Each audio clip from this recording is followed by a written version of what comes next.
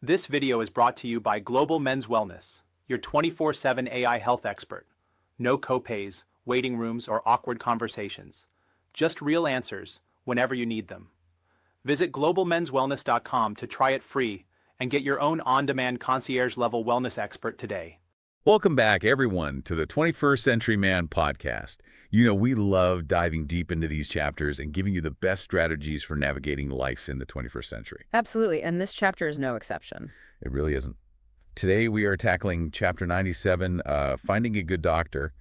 And, man, is this a topic that I think we all struggle with at some point or another. Yeah, how do you even begin to choose? I mean, there's so much out there. So much out there, and it can feel really overwhelming. Thankfully, Alan Wang really breaks this down in a way that's both practical and insightful.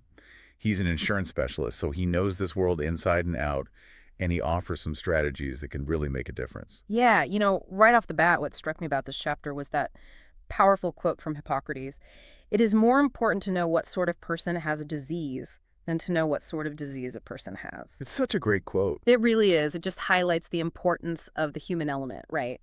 It's not just about finding someone with the right credentials, although that's super important too. It's about finding a doctor who you trust, who you feel comfortable with, someone who sees you as a person, not just a patient. Totally. And Alan Wang, he really emphasizes this throughout the chapter.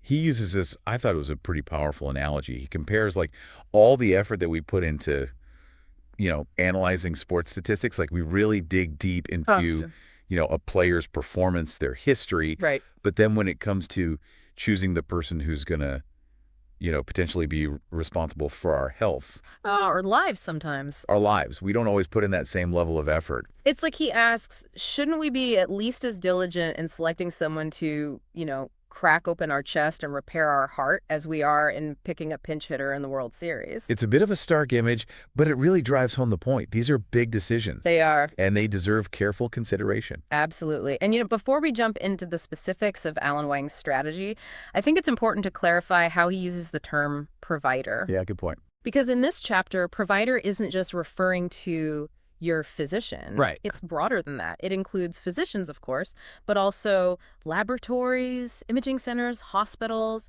and even pharmacies. Yeah, basically anyone involved in providing healthcare services. Exactly. So keep that in mind as we go through this. So one of the first things that Alan Wang tackles in this chapter is this kind of fundamental question. What does good even mean when it comes to healthcare?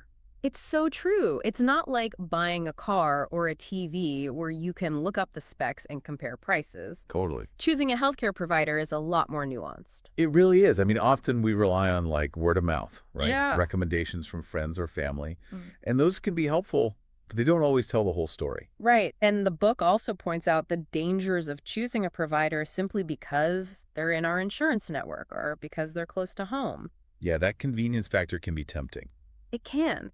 But as Alan Wang points out, it shouldn't be the only deciding factor. For sure. I mean, he gives this example of a local hospital that has actually a higher mortality rate than other hospitals in the area.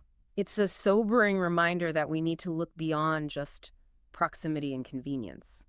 So let's dig into some of the specific challenges that Alan Wang highlights when it comes to finding a good doctor. One of the big ones is the difficulty in obtaining and understanding quantitative data on provider performance.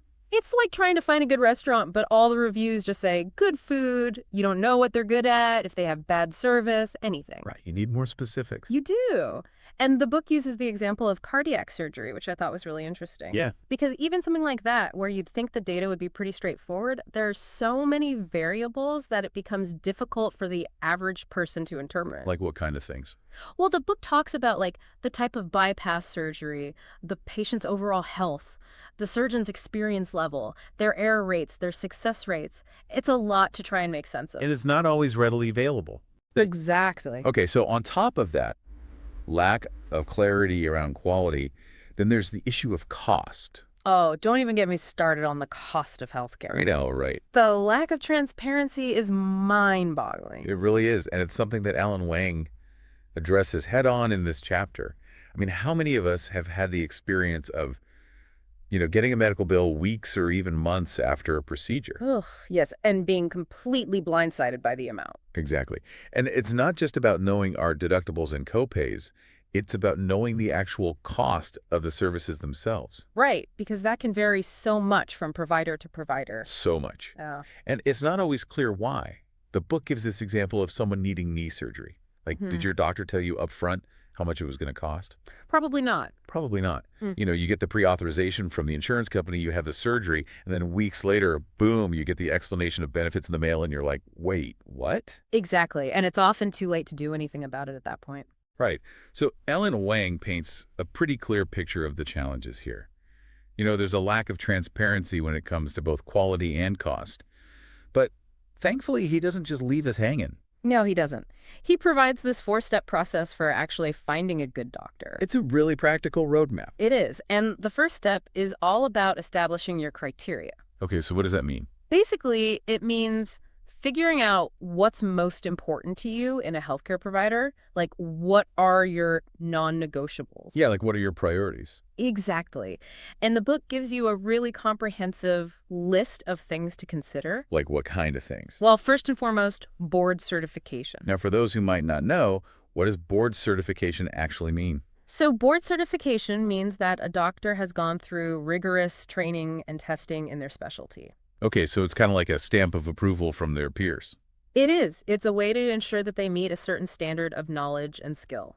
So that's definitely something to look for. Absolutely. And then the book talks about training and experience. How long have they been practicing? Where did they do their residency? Yeah. What kind of fellowships have they completed? Right, because you might want someone who's been in practice for a while, or you might prefer someone who's fresh out of residency and has the latest knowledge. It depends on your preferences. And then, of course, their expertise in your specific health issue. Yeah, you want someone who specializes in what you're dealing with. Right. If you have a heart condition, you don't want to go to a dermatologist. Right. So we've got board certification, training, experience, expertise.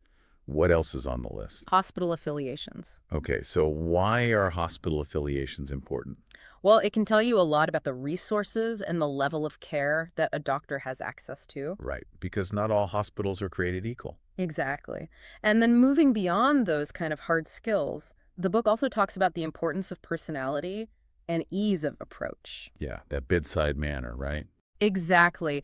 Do you feel comfortable talking to this doctor? Do you feel like you can ask them questions and get straight answers? That's so important. It is. And then there are practical considerations like ease of access. How easy is it to get an appointment? Do they offer telehealth appointments? What are their office hours like? Right, because if you work a 9 to 5, you might need a doctor who has evening or weekend hours. Exactly. And then the book also talks about the quality of their staff. Are they friendly and helpful? Do they seem competent? Yeah, because you're going to be interacting with them a lot too. You are. And then finally, there's the question of their approach to medicine. Okay, so what do you mean by that? Well, are they more conventional? Okay. Do they lean towards holistic or alternative medicine? Right. Or do they take a more integrative approach? Yeah, because you want someone whose philosophy aligns with your own. Exactly. It's about finding a good fit. Right. So that's step one. Establish your criteria. Okay, so once you know what you're looking for, what's next? Well, step two is research, research, research. Get online. Exactly. Thankfully, we live in the age of information. There are so many resources available to help us research doctors. So where do we start? Well, the book recommends several websites. First, there's the Federation of State Medical Boards, or FSMB. FSMB? FSMB. You can look up a doctor's license, see if they've had any disciplinary actions, that kind of thing. Okay, good to know. Then there are sites like Health Grades and Vitals, which are basically platforms for patient reviews. Okay, so I can see what other patients are saying about their experience. Exactly. But, take those reviews with a grain of salt. Right. Everyone's experience is different. Exactly. And then there's U.S. News and World Report, which you might know for their college rankings, but they also rank hospitals and doctors. Oh, that did. Yeah.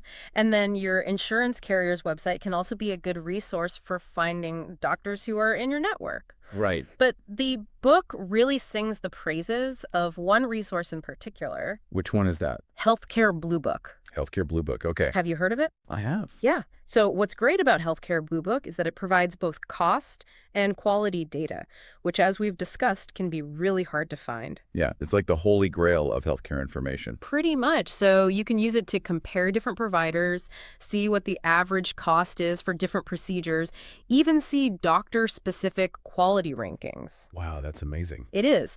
And the book says that while there might be a fee associated with using Healthcare Blue Book, the potential savings and the peace of mind that you get from knowing that you're choosing a high-quality provider more than make up for it. It's an investment. Yeah. So, step 1, establish your criteria. Step 2, do your research. Okay, what's step 3? Talk to the new patient coordinator. Okay, so what's the best way to approach that conversation? Well, the book suggests preparing a list of questions beforehand based on your research. This will help you make the most of their time. Right, because their time is valuable. It is, and you want to come across as informed and prepared. So what kind of questions should we be asking? Well, some of the things that the book recommends asking about are the doctor's general approach to healthcare. Okay. Are they more wait and see, or are they more proactive? Right, and that can be a big deal depending on your own health philosophy. It can. You also want to ask about their communication style. How do they typically communicate with their patients? Right, do they prefer email, phone calls, or in-person visits? And how often can you expect to hear from them? Those are all good things to know. They are. And then, don't be afraid to ask about things like their cancellation policy or their billing practices. Right, because those are important logistical details too. They are. Okay, so we've established our criteria, we've done our research, we've talked to the new patient coordinator. Yeah. What's the final step? Be proactive. Be proactive. Okay. So what does that look like in practice? Well, it means being an active participant in your healthcare. It means doing your own research on your condition. It means asking questions and not being afraid to get a second opinion. It's about being your own advocate. Exactly. And it means remembering that doctors are human. They make mistakes. They do. And they don't always have all the answers. Right, so it's okay to challenge them respectfully. Absolutely. And the book offers this really helpful tip, which is if you're feeling overwhelmed or you're not sure how to ask the right questions, bring an advocate with you to your appointments. Okay, so that could be like a friend or a family member. Exactly. Someone who can help you take notes, ask questions, and just generally be there to support you. I love that idea. It's a good one. So we've talked a lot about finding a good doctor, but the chapter also touches on the importance of finding a good hospital. Yes, because that's often just as important, especially if you're facing a serious medical condition or if you need surgery. For sure. And again, the issue of cost comes up here. Oh, yeah. In fact, Alan Wang uses his own personal experience to illustrate this point. He talks about the births of his children and how the total cost of delivery increased dramatically from $35,000 to $55,000 in just 2 years. Wow, that's a huge difference. It is. And there were no complications in either case. Same number of nights in the hospital. So what accounts for that difference? Well, it's hard to say for sure, but it just highlights the fact that hospital billing is often opaque and unpredictable. It really is. And then on top of the overall cost, there are all these different charges that you might not be aware of. Right, like the surgeon's fee, the anesthesiologist fee, even the fee for administering individual pain relief capsules. It can really add up. And it can be hard to get a clear picture of the total cost beforehand. It can. So the book emphasizes the importance of doing your research and shopping around when it comes to hospitals, just as you would with doctors. So what are some things to consider when choosing a hospital? Well, specialization is a big one. Okay, so what do you mean by that? Just like doctors, hospitals have different areas of expertise. Some hospitals specialize in trauma care, some specialize in cancer care, some specialize in cardiac care. You want to choose a hospital that has a strong track record in the area that you need treatment for. That makes sense. And just like with doctors, there are online resources available to help you research hospitals. So what are some of the resources that the book recommends for researching hospitals? Well, two of the key ones that are mentioned are Leapfrog and Healthcare Blue Book. Healthcare Blue Book again, okay. Yep, it's a valuable resource for both doctors and hospitals. So what does Leapfrog offer? So Leapfrog provides hospital safety grades, Okay. and these grades are based on a variety of factors, including things like infection rates, medication errors, and patient falls. So it's a way to get a sense of how safe a hospital is. Exactly. And then Healthcare Blue Book, like we talked about earlier, provides quality ratings for specific procedures and specialties. Right, so you can see how a hospital stacks up against other hospitals in terms of the quality of care that they provide. Exactly. So the book really stresses the importance of doing your research, using these resources, and being an informed healthcare consumer. It's about taking control of your health. It is. And the chapter ends with this really powerful analogy. It talks about how healthcare is often treated like a black box. A black box, okay. In most other areas of our lives, we have access to information about price, quality, and options. Yeah. But with healthcare, it's often shrouded in secrecy.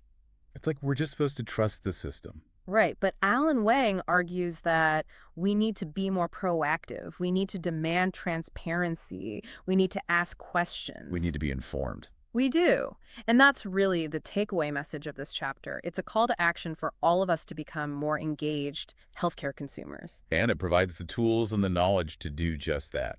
So what could be more important than that? I mean, it's our health. Exactly. It's worth the effort. Make sure you check out Chapter 97 in its entirety because it's packed with so much valuable information. For sure. And for more deep dives into the wisdom of the 21st century man, join us next time as we explore Chapter 98, Inspiration. Can't wait. See you next time. See you then.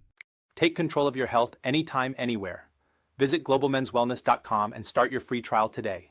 Get expert-level answers in seconds, not weeks, without the cost, the wait, or the awkward conversations. Real support on your terms. Visit globalmenswellness.com now.